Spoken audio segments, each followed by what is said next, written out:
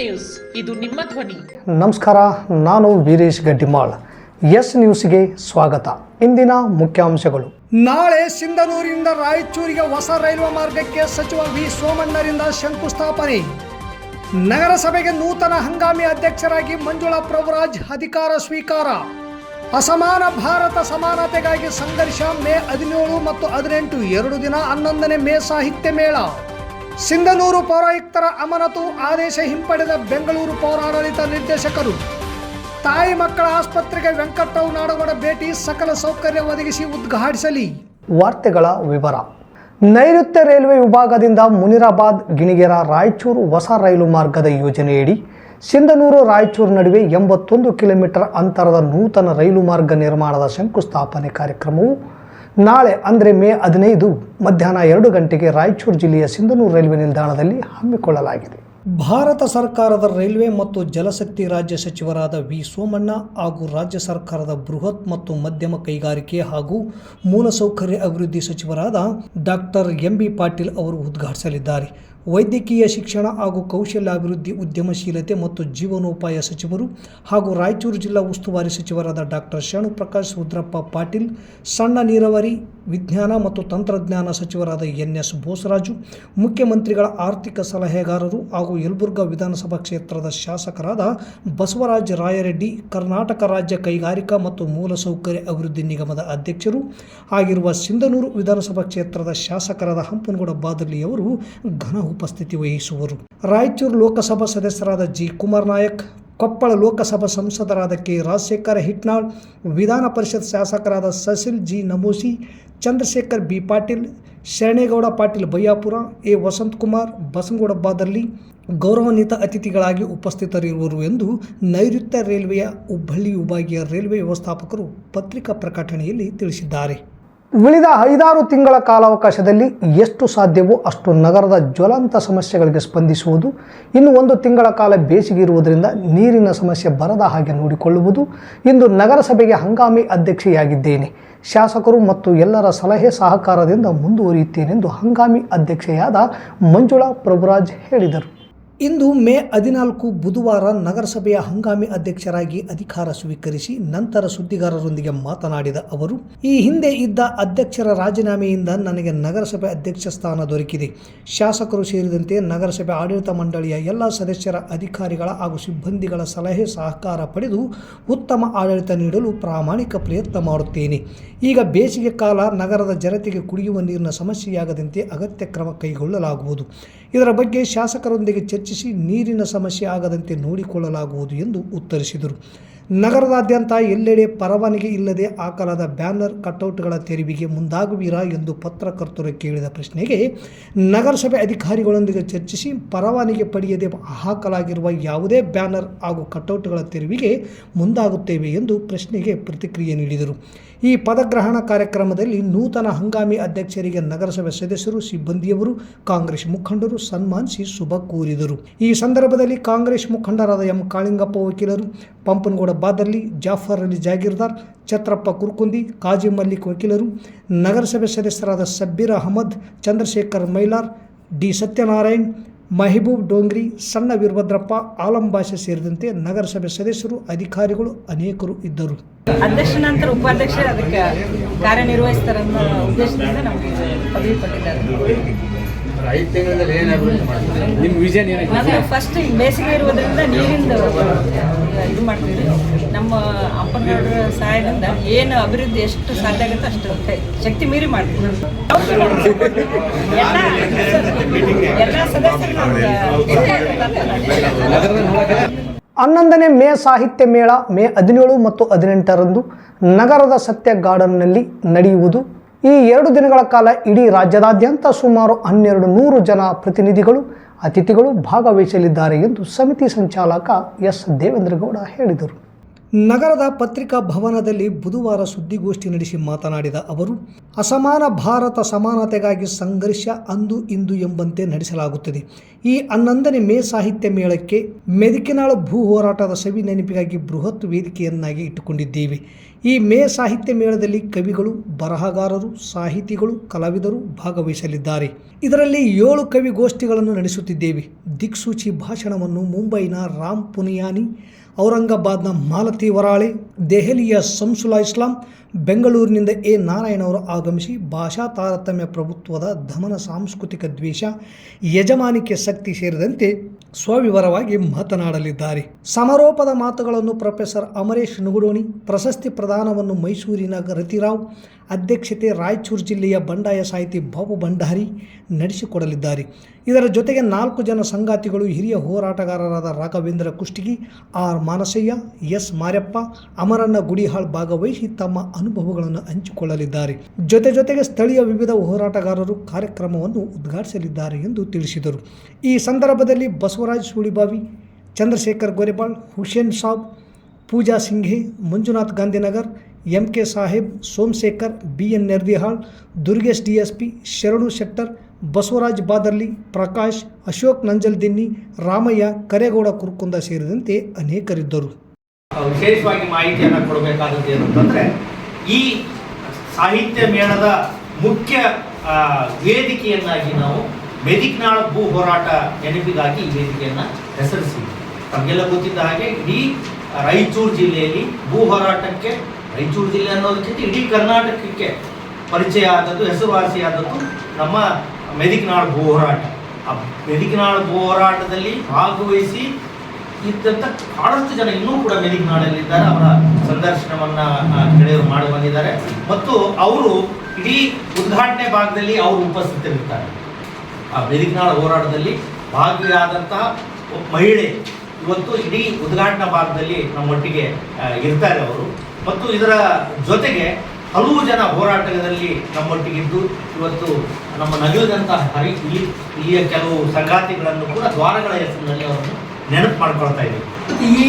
ಈ ಥರದ ಯಥಾಸ್ಥಿತಿವಾದವನ್ನು ಮುಂದುವರಿಸ್ಕೊಂಡು ಹೋಗೋದಕ್ಕೆ ಅನೇಕ ರೀತಿಯಾದಂಥ ದಮನವನ್ನು ಮಾಡ್ತಾ ಇದ್ದಾರೆ. ಇಡೀ ಪ್ರಭುತ್ವವೇ ದಮನ ಮಾಡ್ತಕ್ಕಂಥ ಕೆಲಸ ಮಾಡ್ತದೆ. ಅದಕ್ಕೆ ಜಾರಿಗೊಳಿಸ್ತಕ್ಕಂಥ ಕಾಯ್ದೆಗಳ ಮೂಲಕ ಆಗ್ಬೋದು, ಅದು ಮಾಡ್ತಕ್ಕಂಥ ಬೇರೆ ಬೇರೆ ಆದೇಶಗಳ ಮೂಲಕ ಆಗ್ಬೋದು. ಅಂದರೆ ಇಡೀ ಚಳವಳಿಯನ್ನು ನಿಯಂತ್ರಿಸುವಂತಹ, ಚಳವಳಿಯನ್ನು ನಾಶ ಮಾಡ್ತಕ್ಕಂಥ ರೀತಿ ಒಳಗಡೆ ಈ ಪ್ರಭುತ್ವ ಕೆಲಸ ಮಾಡ್ತದೆ. ಪ್ರಭುತ್ವಕ್ಕೆ ಪೂರಕವಾಗಿರುವಂಥ ಸಂಘಟನೆಗಳೇನಿದಾವಲ್ಲ, ಅವ್ರ ಜೊತೆ ಕೈ ಜೋಡಿಸಿದಂಥ ಸಂಘಟನೆಗಳಿದ್ದಾವಲ್ಲ, ಅದೇ ದಮನವನ್ನು ಮುಂದುವರಿಸ್ತಕ್ಕಂಥ ಕೆಲಸ ಮಾಡ್ತಾ ಇದೆ. ಈ ಹಿನ್ನೆಲೆ ಒಳಗಡೆ ಏನೇನು ದಮನ ನಡೀತದೆ ಈ ದೇಶದೊಳಗಡೆ, ಪ್ರಭುತ್ವ ದಮನ ಹೇಗೆ ನಡೀತದೆ ಅನ್ನೋದಕ್ಕೆ ವೇಣುಗೋಪಾಲ್ ಅವರು ಹೈದರಾಬಾದ್ನಿಂದ ಬಂದು ಅವತ್ತು ಮಾತಾಡ್ತಾ ಇದ್ದಾರೆ. ಮತ್ತು ಬಹಳ ಮುಖ್ಯವಾಗಿ ಇವತ್ತು ಈ ಸಾಂಸ್ಕೃತಿಕ ದಾಳಿ ಹೇಗೆ ನಡೀತದೆ, ಸಾಂಸ್ಕೃತಿಕವಾಗಿ ಹೇಗೆ ಅದನ್ನು ಇದನ್ನು ಮಾಡ್ತಾ ಇದ್ದಾರೆ ಅನ್ನೋದು JS ಪಾಟೀಲ್ ಅವರು ಆ ಥರದ ಮಾತಾಡೋಕ್ಕೆ ಅವ್ರು ಬರ್ತಾ ಇದ್ದಾರೆ. ಮೂರನೇದಾಗಿ ಈ ಮಾಧ್ಯಮಗಳನ್ನು ಹೇಗೆ ಬಳಕೆ ಮಾಡ್ಕೊಳ್ತಾರೆ, ಮಾಧ್ಯಮವನ್ನು ಒಂದು ಅಭಿಪ್ರಾಯದ ಉತ್ಪಾದನೆಯ ಭಾಗವಾಗಿ ಹೇಗೆ ದುಡಿಸ್ಕೊಳ್ತಾ ಇದೆ ಈ ಪ್ರಭುತ್ವ ಅನ್ನೋದಕ್ಕೆ ಮುಖ್ಯವಾಗಿ ನವೀನ್ ಸೂರ್ಯನ್ ಇವರ ಆ ವಿಷಯ ಮಾತಾಡಲಿಕ್ಕೆ ಬರ್ತಾ ಇದ್ದಾರೆ. ಪೌರಾಯುಕ್ತ ಮಂಜುನಾಥ್ ಗುಂಡೂರ್ ಅವರನ್ನು ವಿವಿಧ ನಗರಸಭೆ ಯೋಜನೆಯ ಹಣ ದುರ್ಬಳಕೆಯ ಹೆಸರಿನಲ್ಲಿ ಅಮಾನತುಗೊಳಿಸಿ ಆದೇಶ ಹೊರಡಿಸಿದ ಬೆನ್ನಲ್ಲೇ ಪೌರಾಡಳಿತ ನಿರ್ದೇಶಕರು ಪುನಃ ಅಮಾನತು ಆದೇಶವನ್ನು ಹಿಂಪಡೆದಿದ್ದಾರೆ. ನಗರಸಭೆ ವಿವಿಧ ಯೋಜನೆಗಳ ಸಮರ್ಪಕವಾಗಿ ಜನತೆಗೆ ಮುಟ್ಟಿಸದೆ ಹಣ ದುರ್ಬಳಕೆ ಮಾಡಿಕೊಂಡ ಗಂಭೀರ ಆರೋಪಗಳು ಕೇಳಿಬಂದ ನಂತರ ಸಮಜಾಯಿಷಿ ನೀಡಲು ಪೌರಾಡಳಿತ ನಿರ್ದೇಶಕರು ಪೌರಾಯುಕ್ತರಿಗೆ 7 ದಿನಗಳೊಳಗೆ ಉತ್ತರಿಸುವಂತೆ ಆದೇಶ ಮಾಡಿದ್ದರು. ಆದರೆ ಪೌರಾಯುಕ್ತರು 20 ದಿನಗಳು ಕಾಲಾವಕಾಶ ನೀಡುವಂತೆ ಮನವಿ ಮಾಡಿಕೊಂಡ ನಂತರ ಸಾಕ್ಷ್ಯಾಧಾರಗಳನ್ನು ನಾಶಪಡಿಸುವ ಸಾಧ್ಯತೆ ಇದೆ ಎಂದು ಅಮಾನತುಗೊಳಿಸಿ ಬೀದರ್ ಜಿಲ್ಲೆಯ ಹುಮನಾಬಾದ್ಗೆ ವರ್ಗಾಯಿಸಿದ್ದರು. ಈಗ ಪುನಃ ತಮ್ಮ ಆದೇಶವನ್ನು ಹಿಂಪಡೆದಿರುವುದು ಸಾರ್ವಜನಿಕ ವಲಯದಲ್ಲಿ ತೀವ್ರವಾಗಿ ಚರ್ಚೆಗೆ ಗ್ರಾಸವಾಗಿದೆ. ನಾನು ಮಂತ್ರಿಯಾಗಿ ಶಾಸಕನಾದ ಮೇಲೆ ಸಿಂಧನೂರಿಗೆ ತಾಯಿ ಮಕ್ಕಳ ಆಸ್ಪತ್ರೆ ತಂದು ಪ್ರಾರಂಭ ಮಾಡುವುದಕ್ಕೆ ಜಾಗದ ಕೊರತೆ ಕಂಡು ಬಂದ ಹಿನ್ನೆಲೆ ಮುಳ್ಳೂರು ಹತ್ತಿರ ಪ್ರಾರಂಭ ಮಾಡಿದ್ವಿ. ಸಾರ್ವಜನಿಕರಿಗೆ ತೊಂದರೆಯಾಗಬಹುದೆಂಬ ಕಾರಣಕ್ಕೆ ನೀರಾವರಿ ಇಲಾಖೆಯಲ್ಲಿರುವ 2 ಎಕರೆ ಜಾಗ ತಾಯಿ ಮಕ್ಕಳ ಆಸ್ಪತ್ರೆಗೆ ತೆಗೆದುಕೊಂಡು ಸುಸಜ್ಜಿತವಾದ ಆಸ್ಪತ್ರೆ ಕಟ್ಟಲಿಕ್ಕೆ ವ್ಯವಸ್ಥೆಯಾಗಿತ್ತು. ಬಹುತೇಕ ಕಾಮಗಾರಿ ಮುಗಿದಿದೆ. ಜೂನ್ ತಿಂಗಳಲ್ಲಿ ಶಾಸಕರು ಉದ್ಘಾಟನೆ ಮಾಡಿಸಲಿದ್ದಾರೆಂದು ಮಾಧ್ಯಮದ ಮೂಲಕ ಗೊತ್ತಾಗಿದೆ ಎಂದು ಮಾಜಿ ಸಚಿವ ವೆಂಕಟರಾವ್ ನಾಡಗೌಡರು ಇಂದು ನೂತನ ತಾಯಿ ಮಕ್ಕಳ ಆಸ್ಪತ್ರೆ ಕಟ್ಟಡ ವೀಕ್ಷಣೆ ಮಾಡಿ ಮಾತನಾಡಿದರು. ನೂತನವಾಗಿ ನಿರ್ಮಾಣಗೊಂಡ ತಾಯಿ ಮಕ್ಕಳ ಆಸ್ಪತ್ರೆಗೆ ಭೇಟಿ ನೀಡಿ ವೀಕ್ಷಣೆ ಮಾಡಿ ಮಾತನಾಡಿದ ಅವರು, ಈ ಆಸ್ಪತ್ರೆಗೆ 7 ಜನ ನುರಿತ ವೈದ್ಯರು ಬೇಕು, 3 ಜನ ಡಯಾಲಿಸಿಸ್, 2 ಜನ ಮಕ್ಕಳ ತಜ್ಞರು, 2 ಜನ ಅನಸ್ತೇಷ ಚಿಕಿತ್ಸೆ ಕಾರ್ಯನಿರ್ವಹಿಸಬೇಕಾಗುತ್ತದೆ.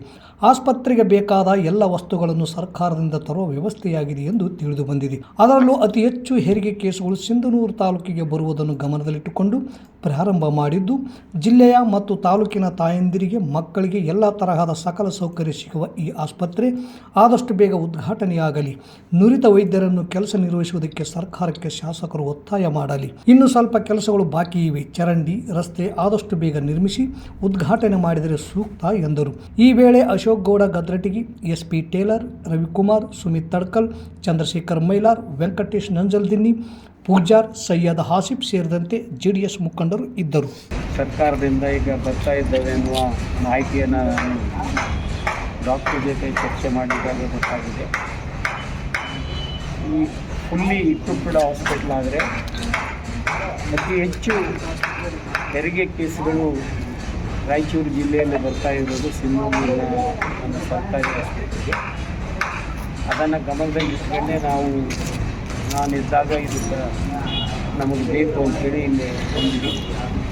ಈ ಆಸ್ಪತ್ರೆ ಪ್ರಾರಂಭ ಆದರೆ ಭಾಳಷ್ಟು ನಮ್ಮ ಸಿಂಧನೂರು ತಾಲೂಕಿನ ತಾಯಂದಿರಿಗೆ ಮತ್ತು ಮಕ್ಕಳಿಗೆ ಜಸ್ಟ್ ಬಾರ್ನ್ ಬೇಬಿಗಳು ಇರ್ತಾರೆ, ಅವರೆಲ್ಲರಿಗೂ ಕೂಡ ಇಲ್ಲಿ ಎಲ್ಲ ಥರದ ಸೌಕರ್ಯಗಳು ಸಿಗ್ತವೆ. ಈ ಗೌರ್ಮೆಂಟ್ ಹಾಸ್ಪಿಟಲ್ನಲ್ಲಿ ಮಾಡಿದರೆ ಅಲ್ಲಿ ಆ ಮಗುವಿಗೆ ಬೇಕಾದ ಎಲ್ಲ ಸೌಕರ್ಯಗಳು ಇರದೇ ಇರೋದರಿಂದ ಬೇರೆ ಕಡೆಗೆ ಮಗುವನ್ನು ಕಳಿಸ್ಬೇಕು. ಇವತ್ತು ಈ ಆಸ್ಪತ್ರೆ ಆಗಿ ಜನರಿಗೆ ಸೇವೆ ಮಾಡೋದಕ್ಕೆ ಆದಷ್ಟು ತೀವ್ರ ಉದ್ಘಾಟನೆ ಆಗಲಿ. ಇಲ್ಲಿ ನುರಿತ ಡಾಕ್ಟರ್ಗಳನ್ನು ಅಪಾಯಿಂಟ್ ಮಾಡೋದಕ್ಕೆ ಸರ್ಕಾರದ ಮೇಲೆ ಶಾಸಕರು ಒತ್ತಾಯ ಮಾಡಿ ಏನು ಸೌಲಭ್ಯಗಳು ಬೇಕು. ಇನ್ನು ಕಟ್ಟಡ ಆಗಿದೆ, ಕಟ್ಟಡ ಮತ್ತು ಅದರ ಜೊತೆಗೆ ಇಕ್ವಿಪ್ಮೆಂಟ್ಸ್ ಎಲ್ಲ ಬಂದಿಲ್ಲ. ಇನ್ನು AC ಮತ್ತು ಇನ್ನಿತರ ಏನು ಸೌಲಭ್ಯಗಳಾಗಬೇಕು ಅದಕ್ಕೆ ಶಾಸಕರು ಒತ್ತು ಕೊಟ್ಟು ಉದ್ಘಾಟನೆ ಮಾಡೋದ್ರಿಗೆ ಚರಂಡಿ ವ್ಯವಸ್ಥೆ ಆಗಬೇಕು. ಅವೆಲ್ಲ ಈಗ ಇದನ್ನು ಲಿಂಕ್ ಮಾಡಿ ಎಲ್ಲಿ ಹೋಗ್ಬೇಕು, ಈ ನೀರು ಚರಂಡಿಗೆ ಇದು ಕನೆಕ್ಟ್ ಆಗಬೇಕು. ಆ ಎಲ್ಲ ವ್ಯವಸ್ಥೆಗಳನ್ನು ಮಾಡಿ ರಸ್ತೆ ಮಾಡಿ ಕೊಟ್ಟರೆ ಇದು ಒಂದು ಉದ್ಘಾಟನೆಗೆ ಉತ್ತಮ. ಉದ್ಘಾಟನೆ ಮಾಡೋದ್ರೊಳಗಾಗಿ ರಸ್ತೆಗಳನ್ನು ಚರಂಡಿಗಳನ್ನು ಮಾಡಿದರೆ ಆವಾಗ ಇದು ಸುಸಜ್ಜಿತವಾಗಿ ನಡೀತದೆ. ಇಲ್ಲಾಂದರೆ ಈಗ ಈ ಡ್ರೈನೇಜ್ ಕನೆಕ್ಷನ್ ಎಲ್ಲಿ ಕೊಡಬೇಕು, ಇಲ್ಲಾಂದರೆ ಮತ್ತೆ ಇಲ್ಲೇ ನಿಲ್ಲುತ್ತದೆ. ಹಾಗಾಗಿ ಅದರ ಜೊತೆಗೆ ಅದನ್ನು ಕೂಡ ಮಾಡಿಸಿ ಈ ಆಸ್ಪತ್ರೆಯನ್ನು ಉದ್ಘಾಟನೆ ಮಾಡಬೇಕು ಅಂತ ಹೇಳಿ ನಾನು ಬಯಸ್ತೇನೆ. ಮತ್ತೊಮ್ಮೆ ಮುಖ್ಯಾಂಶಗಳು. ನಾಳೆ ಸಿಂಧನೂರಿನಿಂದ ರಾಯಚೂರಿಗೆ ಹೊಸ ರೈಲ್ವೆ ಮಾರ್ಗಕ್ಕೆ ಸಚಿವ ವಿ ಸೋಮಣ್ಣರಿಂದ ಶಂಕುಸ್ಥಾಪನೆ. ನಗರಸಭೆಗೆ ನೂತನ ಹಂಗಾಮಿ ಅಧ್ಯಕ್ಷರಾಗಿ ಮಂಜುಳಾ ಪ್ರಭುರಾಜ್ ಅಧಿಕಾರ ಸ್ವೀಕಾರ. ಅಸಮಾನ ಭಾರತ ಸಮಾನತೆಗಾಗಿ ಸಂಘರ್ಷ ಮೇ 17 ಮತ್ತು 18 2 ದಿನ 11ನೇ ಮೇ ಸಾಹಿತ್ಯ ಮೇಳ. ಸಿಂಧನೂರು ಪೌರಾಯುಕ್ತರ ಅಮಾನತು ಆದೇಶ ಹಿಂಪಡೆದ ಬೆಂಗಳೂರು ಪೌರಾಡಳಿತ ನಿರ್ದೇಶಕರು. ತಾಯಿ ಮಕ್ಕಳ ಆಸ್ಪತ್ರೆಗೆ ವೆಂಕಟರಾವ್ ನಾಡಗೌಡ ಭೇಟಿ, ಸಕಲ ಸೌಕರ್ಯ ಒದಗಿಸಿ ಉದ್ಘಾಟಿಸಲಿ. ಇಲ್ಲಿಗೆ ವಾರ್ತಾ ಪ್ರಸಾರ ಮುಕ್ತಾಯವಾಯಿತು. ನಿರಂತರ ಸುದ್ದಿಗಾಗಿ ವೀಕ್ಷಿಸಿ ಎಸ್ ನ್ಯೂಸ್, ಇದು ನಿಮ್ಮ ಧ್ವನಿ. ನಮಸ್ಕಾರ. Sunrise group of institute Sindhanur ಕೇಂದ್ರ ಮತ್ತು ರಾಜ್ಯ ಸರ್ಕಾರದಿಂದ ಮಾನ್ಯತೆ ಪಡೆದಿದೆ. ಪ್ರಿಯ ಪಾಲಕರೇ ಹಾಗೂ ವಿದ್ಯಾರ್ಥಿಗಳೇ, ನಿಮ್ಮ ಉಜ್ವಲ ಭವಿಷ್ಯಕ್ಕಾಗಿ ಒಮ್ಮೆ ಈ ಸಂಸ್ಥೆಗೆ ಭೇಟಿ ನೀಡಿ. Sunrise college of pharmacy, Sunrise school of nursing, Sunrise paramedical college Sindhanur. ಈ ಸಂಸ್ಥೆಯಲ್ಲಿರುವ ಕೋರ್ಸ್ಗಳು ಡಿ ಫಾರ್ಮಸಿ ವಿದ್ಯಾರ್ಹತೆ PUC ಸೈನ್ಸ್ ಪಾಸ್, ಅವಧಿ 2 ವರ್ಷ. ನರ್ಸಿಂಗ್ GNM ವಿದ್ಯಾರ್ಹತೆ ದ್ವಿತೀಯ PUC, ಕಲಾ ಮತ್ತು ವಿಜ್ಞಾನ ವಾಣಿಜ್ಯ, ಅವಧಿ 3 ವರ್ಷ. ಪ್ಯಾರಾಮೆಡಿಕಲ್ ಕಾಲೇಜ್ DMLT DHI ಕೋರ್ಸ್ಗಳು ವಿದ್ಯಾರ್ಹತೆ SSLC ದ್ವಿತೀಯ PUC ವಿಜ್ಞಾನ, ಅವಧಿ 3 ವರ್ಷ. ಹಾಗೂ ಈ ಸಂಸ್ಥೆಯ ವಿಶೇಷತೆ ಏನೆಂದರೆ ಅನುಭವಿ ಉಪನ್ಯಾಸಕರಿಂದ ಬೋಧನೆ, ಪ್ರತಿ ಶನಿವಾರ ವಿಶೇಷ ತಜ್ಞ ವೈದ್ಯರಿಂದ ಉಪನ್ಯಾಸ, ಸುಸಜ್ಜಿತ ಕಟ್ಟಡ, ಸ್ಮಾರ್ಟ್ ಕ್ಲಾಸಸ್ ಹಾಗೂ ವಿಶೇಷವಾಗಿ ಎಲ್ಲ ವಿದ್ಯಾರ್ಥಿಗಳ ಸುರಕ್ಷತೆಗಾಗಿ CC ಕ್ಯಾಮೆರಾ ಅಳವಡಿಸಲಾಗಿದೆ. ಮತ್ತು ವಿದ್ಯಾರ್ಥಿಗಳಿಗೆ ಕಲಿಕಾ ಅನುಭವಕ್ಕಾಗಿ ಸಿಂಧನೂರು ಹಾಗೂ ವಿವಿಧ ನಗರದ ತಜ್ಞ ವೈದ್ಯರಿಂದ ಉಚಿತವಾಗಿ ಸುಮಾರು ಆರೋಗ್ಯ ತಪಾಸಣೆ ಶಿಬಿರದಲ್ಲಿ ವಿದ್ಯಾರ್ಥಿಗಳು ಭಾಗವಹಿಸಿ ವಿಶೇಷ ಕಲಿಕಾ ಅನುಭವವನ್ನು ಪಡೆದಿರುತ್ತಾರೆ.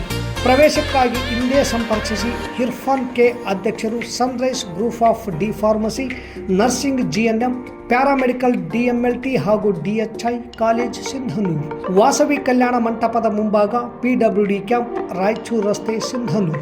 Phone number 8197143588, 8904242655, 9036731385.